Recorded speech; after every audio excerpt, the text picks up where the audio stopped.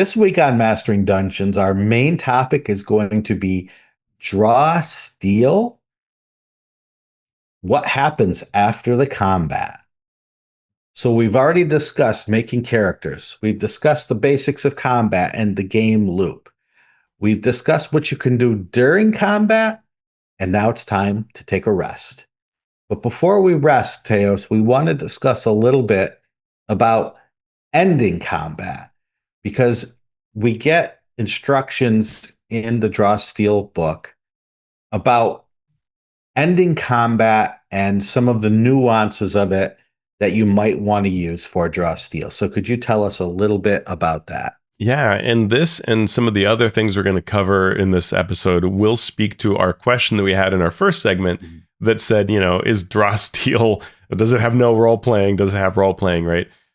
One of the big things that Draw Steel does is talk about what is the nature of a monster, what is the nature of a combat, and we get several pages of advice on how to end combat, and then it shouldn't be just when monsters are defeated. There are usually goals and objectives to a combat, and achieving that can end the combat early. Monsters will generally react to those achievements being or objectives being completed, so they may flee or surrender under certain conditions. And that focus on the goal really helps to drive how things can develop. We get actually examples for different types of objectives, such as get the thing, escort, hold them off, right? And then when that thing is achieved, the combat will end, and the enemies will run off. Like there is a part in the adventure that everybody can get free, Road to Broadhurst, where if you decide to chase after the fleeing monsters, the NPC says, please don't. I'm begging you, just let them go. They probably just have no money, and so they felt like they had to attack our caravan. Just let them run, right? And it's that kind of change to try to drive how the combat will end and what triggers that. I love this, and it brings to me a general game design question I want to ask you. How satisfying is it for players and game masters in fantasy role-playing games to end the combat before all the enemies are defeated? How is it handled when it occurs infrequently, and how is it handled when it's a regular thing?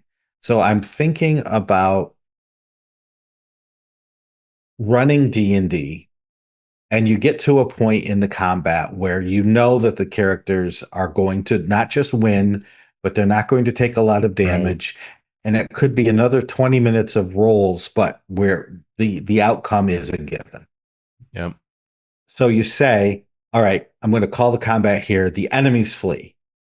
And the players go, no, right? We don't want the zombies to flee. We don't want the goblins to run off because they could later come back and attack the town. So now you're in this odd situation where then you have to say, okay, you defeat them all. Well, we don't want to defeat them all. We want to take prisoners. And then it turns into okay, now we're going to have to spend a half hour with this interminable, we question the goblins. We have to make these intimidation checks that can get problematic depending on your group. And it turns into a whole thing. Yeah. So how do you handle that?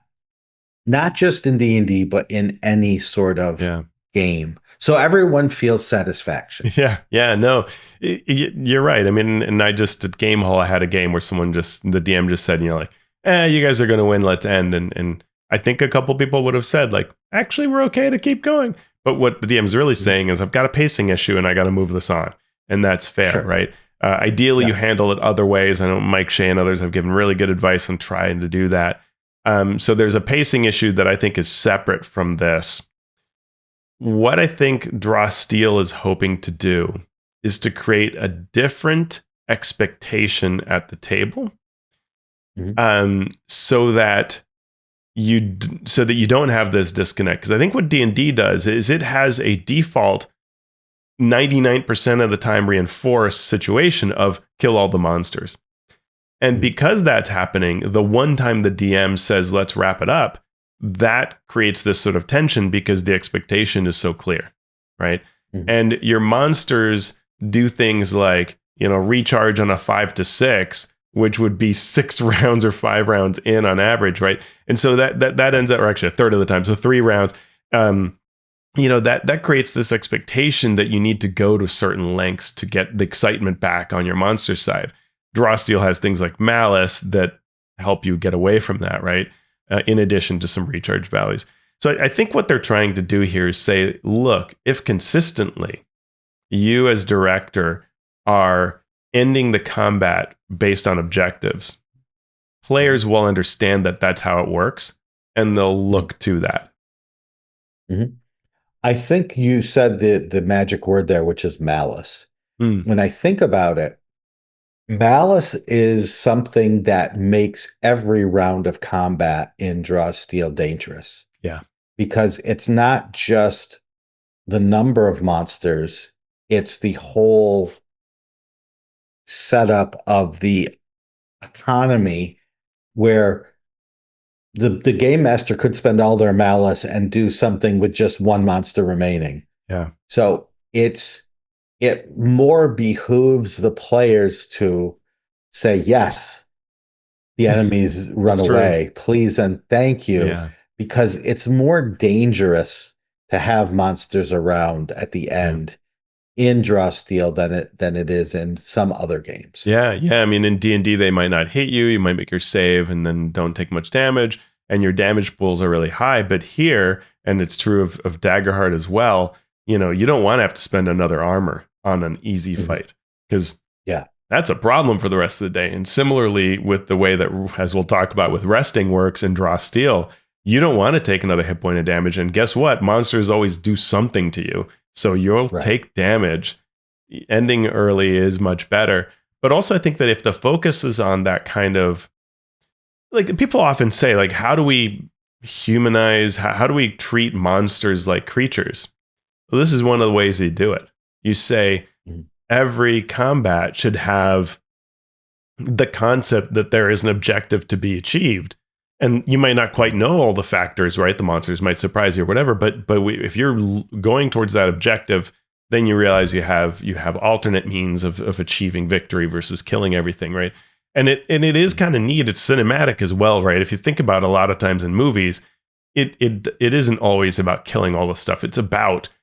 stopping the ritual or grabbing the idol or whatever, and then you can get out, right? And you can move Mhm. on to the next thing because you've achieved that objective, and that is pretty cinematic. So I think that the more that it does that, it can work. It does take design effort. When I ran the first part of Delian Tomb, there are all the encounters do have sort of this treatment of saying like the monsters retreat when this happens, right, or things like that. But two of them had things like if you damage this part of the room, well, then all the foes vanish. Mhm. And I had to sort of at one point say to the players, you have now been fighting these creatures enough that you think Mhm. beating up this object is not worth it. Right. You've been doing both tracks. Stop, do Mhm. one. Right. And I just let them Mhm. know that as their characters would figure this out by now, right? Like you're far enough along, just finish the combat, right? Mhm. And I think that's an art for both me as director to learn. Should I have said that earlier? Should I have hinted more strongly? It wasn't a big deal, but it was one of those things that it didn't quite kind of achieve its result. And so I think that's a thing that is, as designers, as directors, we have to figure out. Mhm. So let's switch over and talk about recoveries for Mm-hmm. just a second. So recoveries are a part of the game that allow you to replenish your stamina. So each hero would have a stamina value, which represents your health, hit points if you want to go down that road. Monsters and other dangers deal damage, and that is subtracted from your stamina. Then you can spend a recovery. When you do so, you regain stamina equal to your recovery value, which is a third of your stamina maximum. The catch breath maneuver is one way to spend a recovery, but there are other abilities that may allow you to do that with bonuses or even regain stamina without spending a recovery. But these recoveries, as with fourth edition Mhm. uh, healing surges, Yep. you have a limit on those. So when you run out of recoveries, you cannot regain hit points except for some of these other very rare ways to do so. So when not when you're out of stamina, but when you're out of recoveries, Yeah. that's when it really becomes an important step in the process to rest and regain them. Yep. Yeah, and both Daggerheart and Draw Steel have these sort of death spiral situations. And if you run out of recoveries and other characters are in that boat, your Mm-hmm. only step left is being dead. Well, in which case, Mm-hmm. Draw Steel has its own fun rules, as we discussed last time. But um, Yeah. but it is really a very dangerous situation, and so it creates a strong incentive for the characters to rest, which isn't as easy as in D&D. Yeah. So when you rest, what happens? So let's talk about that. When you complete a combat encounter, you are usually awarded a victory. Some harder scenes may give you more, and these victories are, of course, tracked, and it also increases the amount of malice a DM gets to activate the monster features and the other environmental features of certain monsters. Now, some classes have abilities and features that take the victory level into account. So, on the director side, the director gets one malice per average victory per hero at the start of combat.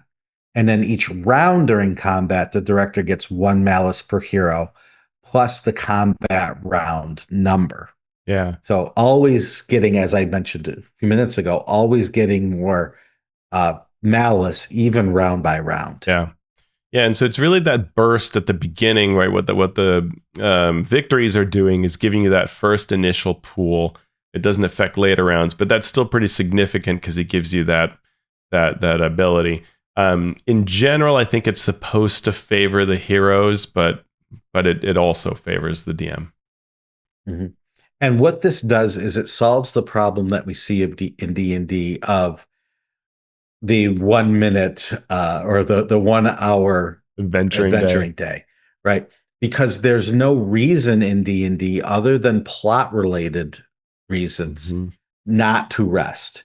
The only reason you might hesitate to rest is if we rest, the ritual will be complete. Right, If we rest, the dragon will make it to town before we do. right. So in this game, they solved this problem by saying the more encounters you take on, the stronger you get, but also the more encounters, the more malice that the game master gets. Yeah. So there's that sort of math that can be tweaked or thought about as you plan your strategy. Yeah. Yeah. Yeah. It's a neat I like what this is trying to do here. And it's impressive the more I look at the game, the more I play the game, sort of how deeply this was thought out. It's not as simple as just saying, oh, you can't really quickly rest. Oh, adventuring day. But it also ties into the goals your character will have, as we'll talk about. It ties into this idea of the victories and sort of pressing your luck, pushing forward because you got this victory bonus, but it's also fueling the DM. It's a very interesting piece here, and it ties into how the director plots their stories, or the designer creates an adventure. There is a lot here to sink into your teeth into and think about that. I find very exciting, very neat. Yeah. So when you finally do decide to rest, you enter what is called a respite. When you finish that respite, which has to take at least 24 hours, and if you are interrupted during that respite, you have to start over again. At Yeah, the end of that respite, those victories that you have are turned into experience points, which may allow you to gain a level. And your victories are reset to zero, meaning you have, as you move forward, less currency with which to yeah, power your abilities. And the game reminds us that while you do take a respite, your enemies are advancing their own plans. But when you take a respite, you are allowed to undertake one respite activity, which could include downtime projects, which we'll talk about, changing out your kit, which we talked Mhm. about previously. So let's now dig into downtime. Yeah. You want to Sure. take it from here? It's a really neat vision. So the idea is that not only are you going to, what we think of in D&D as the 8-hour rest, I get my hit points back and, some of my hit dice. Well, no, this is you get your stamina and recoveries back, but Mm-hmm. also what would you like to do? And you get to take on a respite activity.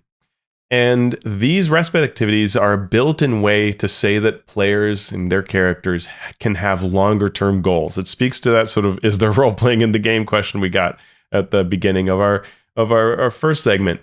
And it's really inviting the players to come up with plans that can be plot related, that can be larger goals.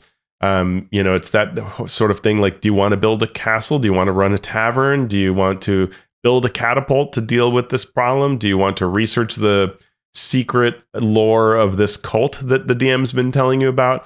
These are all possibilities within these respite activities. And downtime projects, you can have as many as you would like. You accomplish them over time, making progress at one at a time during respite. So you take a respite, you choose one of your projects, and you can advance that forward. And you can also hire creatures who can work on additional downtime projects. And that is a big part of the game too. Having followers or artisans who assist you, that can all make for faster project advancement. Mm-hmm. But when you do start a project, you have to have all the components needed. You have to meet the prerequisites to do those projects. Most projects are going to require some items. Mhm. For example, if you want to build an airship, you need to have a wind crystal of quintessence. I love that name. Um, yeah, you also need specific lore detailing how to do the project. This lore could be a scroll, a tome, a tutor, a vision, something that allows you to know the process by which this thing can be finished. So, if you want to build a castle, uh, it's not something that every stonemason would know. So, you need to find a guild or a library, and this is up to the director to figure out, and then locate that source of knowledge uh, that would allow you to continue this process. And projects also come with a language. So you find the tome that tells you how to build the castle, but you need to be able to understand this language. And if you make a check, which we'll talk about later, and you're making it with a with lore in a language you don't understand, you have a bane when you make that check. Yeah. Um, and one thing that can help is you can have more than one character. So if it's your project, but you don't speak that project language for the source that you have, someone else that maybe does could help. And now you get past that. Um, Mhm. the example adventures showcase how neat this can be. So you can find project prerequisites as treasure. So in one of the early Drawsteel adventures, you get a recipe and materials to make healing potions. You also get a couple potions, but you get the herbs and you get the recipe for how to craft them. So now you can say, oh, next time I rest, making some healing potions sounds like a really great activity. And so it's a nice way to encourage people to start doing that. You also get lenses in another combat, and these glass lenses can be used to create a special set of a magic item that basically you can wear as glasses that reveal things. And that you have the lenses and you have the recipe because it's something that your foe had been intending to do in their respite, then to get to because they met up with you. So you now can take on that project. And you also arrive in town and get this lore dump. And the person says, I have a bunch of books back in my library. that speak to this, if you want to gather more information on these questions you have, you could come and visit me and use my library. So now you have a place where you can go to and look up lore on this question you have around who's behind this and the history of what's happened in the past. And that can be a respite activity, right? And so that's really neat. It means your treasure can be part of this. It means that your NPCs can be part of this, your interactions. You could have negotiations to get items and prerequisites you need. You could find the information, but not the items, or the items and not the information, right? And that can lead to adventures. And so it can become a lot more interesting than, oh, you get the magic sword. It can be you get part of what you need for the magic sword, and now you can find the rest, right? That's cool. Yeah. And going back to that question, as Teos said about is there role playing in Dagger and Draw Steel? Yes, we're just discussing it right now Yeah. because you don't just find the magic sword. You need to find the blacksmith that knows how to create the magic sword. You need the Yeah. special demon fire Right. that must be included in the creation of this magic sword. So now you are melding all of these different aspects of combat and choices and interactions into this with Mhm. the impetus put on the players to decide what is the most important thing. Is it most important for us to all work together on this one project to make the magic item that we need? Or should we focus on this other magic item? Or should we all work on our own thing and we'll get there in time? Yeah. And it becomes an interesting question, especially when you then add other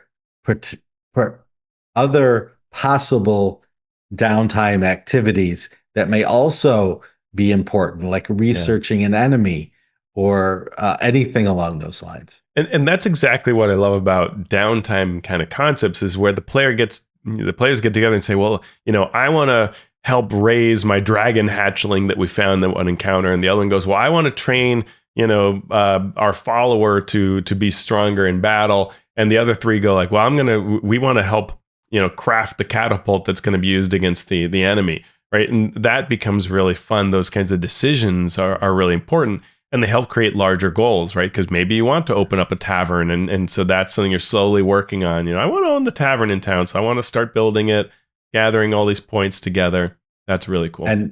And to be completely honest, when I ran Acquisitions Incorporated during the pandemic, the the as much as I love what we wrote, Teos, the best part of the game was these decisions that the characters were making and the hijinks that they got up to Yeah, outside of combats and the places that it led the story later in the campaign. absolutely. Yeah, it's really great. And one of the things that's nice in terms of the levers that you can work with as director is a thing called guides. So heroes can find guides in the form of special tomes, schematics, knowledgeable NPCs, any of that. These all make it easier to complete a downtime project. Each guide has a knowledge value, which is an amount of project points that get contributed to the project. And you can therefore use that to speed up accomplishment, right? So building an airship requires an impressive 3,000 points, but maybe a guide provides 1,000 or more points, and now it becomes something they can do faster. So you can think about that. Well, if there's the siege you've got to break, and you could build a catapult, or better, a character pult to launch characters over the walls, right? You could, you have a limited amount of time, so having a person, the wacky gnome inventor that can help you build the character pult, well, now you can accomplish it within time, and it makes sense. And so it's a little, toggle, a little lever that your DM can use. Right. Right. It helps the director be able to massage the rules a bit if the story requires it, Yeah, but it also puts the impetus on the characters. Oh, this guide could help you build this character pult, but the gnome disappeared under his shop and no one has found him. yeah, Okay, so now we need to go there. We need to do that. We get that. It yeah, becomes a very powerful storytelling tool. yeah, yeah. But as you were saying, it requires points to do projects. And one of the ways to move forward a project is through a project roll. So once you have the prerequisites during the respite, you can make this your activity and make the project roll. So you roll for your own project or you help someone else on their project and multiple heroes can participate. You roll a test, but like other tests in Draw Steel, this is not tiered. This will determine uh, the amount of progress that you make. Mm-hmm. So you can use a skill from the crafting or lore skill groups if they are related. So if you're creating a magical cloak, you might use your tailoring skill. And because there are no tiers, if you have double banes or double edges, they count as plus or -4 to the roll rather than increase or decrease by a tier. Makes So sense. the roll is the number of points that you can put toward that project. Mm-hmm. And then each project has its own goal that you must reach. You can track the project across respites until it reaches the total and it is accomplished. But what if there's a critical success, Teos? Ooh. Well, What do that we is what's do? called a breakthrough. And it's sort of similar to how in combat you roll a natural 1920 and you get to attack again. You get another main action. Well, here you get to make another project roll for the same activity. So you get two opportunities to generate project points, which is pretty sweet. So we're working along on our project and we see a goal in sight. We just have to get a few more project points and we are ready. However, Draw Steel doesn't end there, Teos. Draw Steel wants you to think about story. Mm-hmm. They want you to role play. So we have project events. Project events are story events that present boons or challenges to heroes as they complete research and craft projects. These events are entirely optional. Using these events can help a director inject more drama into the process of research and crafting. So, these are things that happen as you are working on a project. They are things that can be thrown in your way or things that help you along. Mm-hmm. So, how do we do this? Well, first, whatever you want. If you feel like you need inject a little something into the process, you do it. You might roll a d6 once during a respite when one or more heroes makes a project roll. If you roll a 6, you get an event. Mm-hmm. Or you can do it at certain milestones within the project. So, say that it's a very long project. If it's 30 points or fewer, no events are suggested. You just want to be able to make it. If it's somewhere between 30 and 200, maybe halfway through, you have an event. If it's a longer one, like from 200 to 1,000 project points, maybe two events happen at a third of the way through and then Mm-hmm. two-thirds of the way through, etc. So you're invited to do these events at certain points in the project. How And do we determine what yeah, events happen?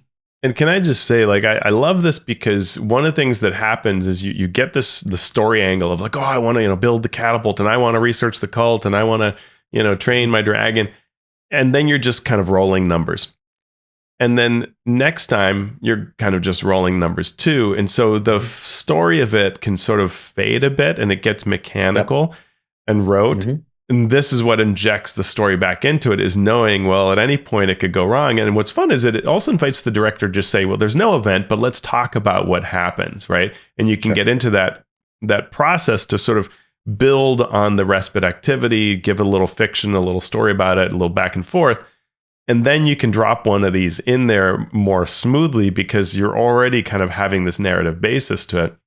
And we get this D100 table of crafting and research events. There are other types of events too, and those have their own events. So like travel events has a travel table, and so there are other smaller tables for these.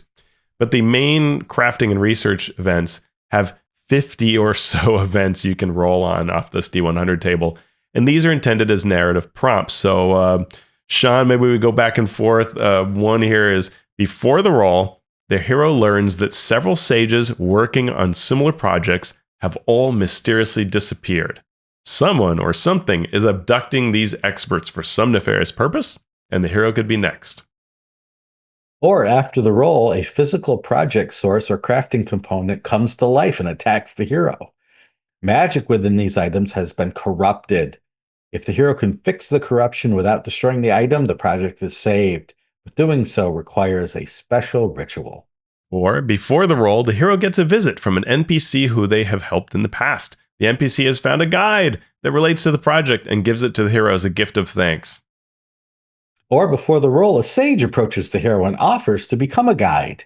But Hmm. this NPC isn't really a sage. They're an assassin hoping to catch the heroes off guard. I love it. And in the Delian Tomb actual play, Jameson Tricasso, as director, did this. He introduced an event. A devilish creature appeared and sort of offered a deal to the character, and there's a lot of back and forth. It was all heavy role playing, felt very narrative. Um, you know, you can immediately complete this project in exchange for a favor from the hero. I need this from you. And so there was some interesting back and forth. And then James peeled back the layer and said, "Oh, this was event number so and so from this table." And we Yeah. have these event systems. And some projects might have their own events. Like if you're fishing, you might catch a talking fish. And these prompts are both useful as is, but they can also help directors create their own Mm-hmm. along the path of this story. Awesome. So let's talk about rewards, right? Crafting resources are a part of treasure. Then the rewards chapter takes this into account and provides guidance. So, yes, you could find a magical sword, but it's more interesting to award the means to craft one, making it a project that plays out over time. And in the pages for magic items, we get not just the effects of items, but also how to craft it. So the Buzz Balm is a Mm. first echelon consumable that gives you a +2 to your speed until the start of your next turn when applied as a maneuver. Mm. So we get the Buzz Balm stat block. This cooling orange salve crackles and pops when exposed to the air. Pop rocks for your body. The magical or the keywords are magic and oil. The item prerequisite is an ounce of demon honey. Mm. So unless you can find an ounce of demon honey, you're not making the buzz balm. The project source can be text or lore in Kaliak, which is a language. The characteristics that you need to roll are reason or intuition, and the project goal is 45 project points. And then Mhm. we get the effect, which is when you rub this on your body, you feel it tingle, and you can end the bleeding and weaken condition on yourself, as well as gain a +2 speed bonus until the start of your next turn. That's really neat. And I love that we're getting every magic item. The stat block for the magic item already has all of this built in, right? So you can Right. just award the item or award some part towards it. Bracers of Strife gives us a good view of a third echelon trinket. So it's not a consumable, something that lasts, and a reasonably strong magic item. The third echelon is really high up there. Bracers of Strife. Each of these metallic blue bracers is oversized. Keywords are arms and magic. The prerequisite is the severed hand of a giant. Project source, text or lore in Illyric is the language. Project role characteristic is reason or intuition, and it's 450 as its project goal. So that's 10 times what it takes to make the buzz bomb. And the bracers of strife basically enlarge your hands on the weapon, so you deal more damage and you can push someone an extra distance. And you can see how fun it would be, right? To have one, or you fight some giants, well, and you heard about this possible item, but you don't have the project source, so you need to go research that. That could be its own activity, right? Or negotiation or something else to find it. Is a really neat way to do that. Yeah, and crafting can also include leveled treasures, which become stronger as you level, and often have a higher project cost, similar to a third level echelon trinket. Yeah. Cool. So you can get an adventure called Road to Broadhurst, which has a summary of all of these rules. It has pre-gens and it has the adventure. You go to mcdmproductions.com/conventures, like adventures, but also con. You can also find other resources there, like reference sheets, pre-gens, and other sources on the MCDM Productions website. I had a good time talking about Draw Steel. I can't wait to start running more Draw Steel games. Uh, but we are going to now close the proverbial book on Draw Steel. Anything you want to mention, Teos, before we close the book completely? I think it's been really fun to see both Daggerheart and Drawsteel, which we've looked at closely, have had really clever systems that at first glance you're like, oh, okay, that's neat, it's doing this, but then you realize how integral they are to the rest of the game. And that's been true of this respite system, it's been true of the combat system. Everything is linked together in very clever ways to create a different experience, which is, I think, one of the reasons that Drawsteel and Daggerheart are being very compelling for players, is that they have these neat pieces that when you play with, you're like, this is really fun and I want to try more. I want to push this. I want to see what else my character can do, or as director, what my monsters can do, right? I want to understand Malice better and use it. I want to understand how my victories work. I want to craft adventures that do the following. It all is very intriguing and engaging, and I've really appreciated that about Drawsteel. Agreed on all counts. So thank you, Teos, for sharing your expertise on this as you lead a project for Drawsteel. I can't wait to see that. Very exciting. And thank you to all our listeners out there. We really do appreciate your support. If this look at Drawsteel has brought you to Mastering Dungeons, thank you for coming. Thank you for listening. If you enjoyed it and want to hear more, we would love for you to go visit our Patreon. It's at patreon.com/masteringdnd, and it helps us keep the lights on here at the show. We already have wonderful Master of Dungeon supporters. We have Master of Realms supporters who get a link and a call out in our show notes every week. And we have the Masters of the Multiverse. Those are our patrons who torture me with their strange and wonderful names.